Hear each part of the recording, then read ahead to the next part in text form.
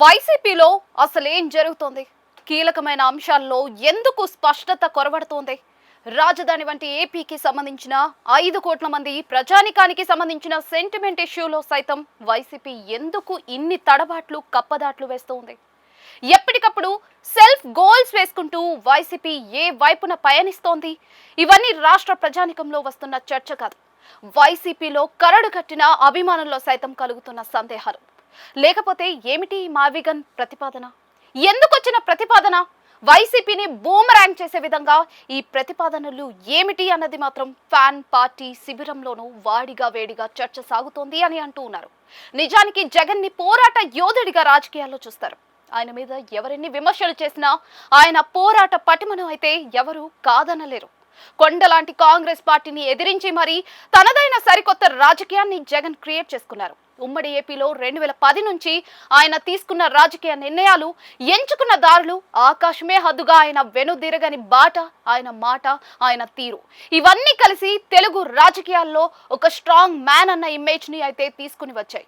ఇక Jagan mark slogan ఒకటి ఉంది, మాట తప్పను మడమ తిప్పను అని. కానీ ఆయన కీలకమైన అంశాల్లోనే మడమ తిప్పేస్తున్నారు అన్నది ప్రత్యర్థుల మాట. వారి విమర్శలను రాజకీయ కోణంలో చూస్తూ పక్కన పెట్టేసినా కూడా అమరావతి రాజధాని విషయంలో పలు సందర్భాల్లో జగన్ చెప్పిన మాటలు, చేస్తూ వస్తున్న ప్రకటనలు చూస్తే మాట తప్పడం మడమ తిప్పడము ఎన్నోసార్లు జరిగిపోతూనే ఉన్నాయి కదా అని అంతా అంటూ ఉన్నారు. జగన్ 2014లో ఏపీ అసెంబ్లీలో విపక్ష నేతగా ఉన్నారు. ఆ సమయంలో అమరావతి మీద సభలో బిల్లు పెట్టినప్పుడు ఆయన పూర్తి మద్దతిచ్చారు. ఏకంగా 30,000 ఎకరాలు కావాలని కూడా ప్రతిపాదించారు.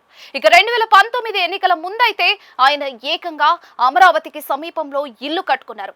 మేము అమరావతికే మద్దతుగా ఉంటామని కూడా ఆయన పార్టీ నేతల చేత చెప్పించారు. తీరా చూస్తే అధికారంలోకి వచ్చిన తర్వాత 3 రాజధానులు అంటూ సరికొత్త ప్రతిపాదన చేశారు. ఇక 2024 ఎన్నికల్లో ఓటమి తర్వాత ఆయన ఇప్పుడు మావిగన్ అని మరో ప్రతిపాదన చేస్తూ ఉన్నారు.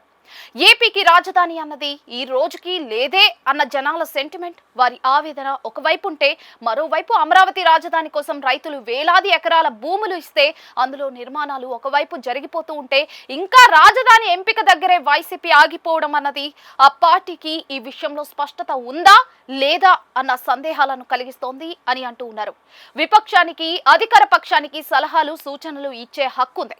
అదే సమయంలో అవి సహేతుకంగా ఉండాలి. అమరావతి అన్నది ఇప్పుడు చాలా దూరం వెళ్ళిపోయింది. అక్కడ అభివృద్ధి చేయాలని కూటమి ప్రభుత్వం అనుకుంటోంది. చట్టబద్ధత కూడా వచ్చేసింది. అలాంటి నేపథ్యంలో అమరావతి రాజధాని విషయంలో కూటమి ప్రభుత్వం ఏమైనా తప్పులు చేస్తే కనుక వాటిని చెప్పి సరిదిద్దుకోమని సలహా, సూచనలు వైసీపీ ఇవ్వచ్చు. అలాగే ఏమైనా తమకు తోచిన ఆలోచనలు కూడా పంచుకోవచ్చు. అవినీతి జరిగితే గట్టిగా విమర్శించి వాస్తవాలు బయట పెట్టమని ప్రభుత్వాన్ని నిగ్గదీయనూవచ్చు. కానీ అమరావతి అని ఒక రాజధాని విషయంలో అందరికీ ఒక స్పష్టత ఉన్న వేళ 12 ఏళ్లకు పైగా కాలం గడిచిపోయిన సమయంలో మావిగన్ అంటూ ముందుకు రావడం ఏంటని అంత ఆశ్చర్యపోతున్న నేపథ్యం అయితే ఉంది. జగన్ ఈ విధమైన ప్రకటనలు చేయడం ద్వారా ఆయన ఇమేజ్ జనాల్లో పలుచన అవుతోంది అని సొంత పార్టీలోనే చర్చ జరుగుతోంది. తెర వెనుక కోటరీలో ఎవరు ఉండి ఈ తరహా సలహా, సూచనలు ఇస్తున్నారో తెలియదు. కానీ జగన్ వాటిని మీడియా ముందుకు వచ్చి ప్రకటించడం ద్వారా ఆభాసు పాలు అవుతున్నారని అంటూ ఉన్నారు. ప్రత్యర్థులు ఎవరు వైసీపీని ఓడించకుండానే తమే సొంతంగా సెల్ఫ్ గోల్ వేసుకుని వెనక్కి వెళ్లే పరిస్థితిని తెస్తున్నారు అని అంటూ ఉన్నారు. అసలు జగన్ కి ఈ తరహా వింత కొత్త సూచనలు, ఆలోచనలు ఇస్తున్నది ఎవరు అన్నది కూడా వైసీపీ వీరాభిమానుల్లో కలుగుతున్న సందేహంగా ఉంది.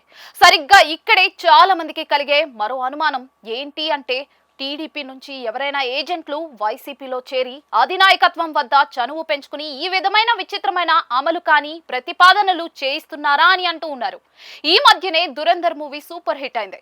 అందులో కంటెంట్ చూస్తే ఇండియా స్పైగా వెళ్లి పాకిస్తాన్ లో ఆపరేషన్ చేస్తూ సొంత దేశానికి హెల్ప్ చేస్తారు. సరిగ్గా అలాంటిది ఏదైనా ప్రత్యర్థి పార్టీ టీడీపీ నుంచి ఏజెంట్లు ఎవరైనా వైసీపీకి దగ్గరై ఈ విధంగా జగన్ చేత ప్రకటనలు చేయిస్తున్నారా అని డౌట్లు అయితే వ్యక్తం చేస్తూ ఉన్నారు. అసలు జగన్ కి డ్రాఫ్ట్ ఎవరు ఇస్తున్నారు అన్నది కూడా అంతా చర్చిస్తూ ఉన్నారు. మావిగన్ అన్నది ఇప్పుడు సోషల్ మీడియాలో ట్రోల్ టాపిక్ గా మారిపోయింది. మరి జగన్ కి కానీ వైసీపీకి కానీ ఈ తరహా స్టేట్మెంట్స్ ఉపయోగపడతాయా అన్న చర్చ కూడా సాగుతోంది. మొత్తానికి చూస్తే మావిగన్ తో వైసీపీకి బూమరాంగ్ అవుతోంది అన్నది పార్టీలో గ్రౌండ్ లెవెల్లో సాగుతున్న చర్చ. అధినాయకత్వం దీనిని ఏ మేరకు పరిగణలోకి తీసుకుంటుంది అన్నది చూడాల్సిందే.